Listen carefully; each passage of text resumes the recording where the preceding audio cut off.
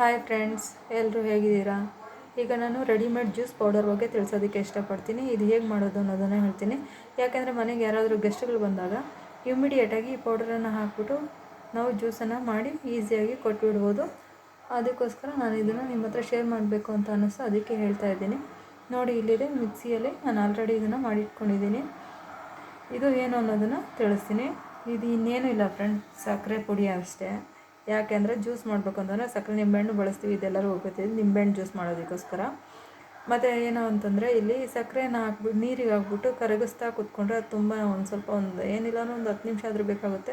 ಸಕ್ಕರೆ ಕರಗೋಷ್ಟೊತ್ತಿಗೆ ಲೇಟ್ ಆಗುತ್ತೆ. But immediate ಯಾರಾದರೂ ಗೆಸ್ಟ್ಗಳು ಬಂದಿದ್ರೆ ನಾವು ಹೋಗಬೇಕು, ಬೇಗ ನಮ್ಗೆ ಟೈಮ್ ಇಲ್ಲ ಅಂತ ಹೇಳ್ತಾ ಇರ್ತಾರಲ್ಲ, ಅಂಥ ಟೈಮಲ್ಲಿ ನಾವೇನು ಮಾಡಬೇಕು ಅಂದರೆ ಇನ್ನೇನಿಲ್ಲ ಫ್ರೆಂಡ್ಸ್, ಸಕ್ಕರೆಯನ್ನು ಮಿಕ್ಸಿ ಜಾರಿಗೆ ಹಾಕ್ಕೊಂಡು ಈ ಥರ ನುಣ್ಣಗೆ ರುಬ್ಬಿ ಇಟ್ಕೊಂಡಿದ್ರೆ ಸಕ್ಕರೆ ಪುಡಿ ಸಿಗೋದಿರುತ್ತಲ್ವ, ಆ ಪುಡಿಯನ್ನು ಹಾಕ್ಬಿಟ್ಟು ನಿಂಬೆಹಣ್ಣು ಹಿಂಡಿ ಒಂದು ಏಲಕ್ಕಿ ಕುಟ್ಟಾಕ್ಬಿಟ್ರೆ ಒಂದು 2 ನಿಮಿಷದಲ್ಲೇ ಜ್ಯೂಸು ರೆಡಿ ಆಗಿಬಿಡುತ್ತೆ ಫ್ರೆಂಡ್ಸ್. ಇನ್ನೇನಿಲ್ಲ, ಇದು ಬರೀ ಸಕ್ಕರೆ ಪುಡಿ ಅಷ್ಟೇ. ಈ ವಿಡಿಯೋ ಏನಾದ್ರು ನಿಮ್ಗೆ ಇಷ್ಟ ಆಗಿದರೆ ನನ್ನ ಚಾನಲನ್ನು ಲೈಕ್ ಮಾಡಿ, ಶೇರ್ ಮಾಡಿ, ಫಾಲೋ ಮಾಡಿ. Thank you friends.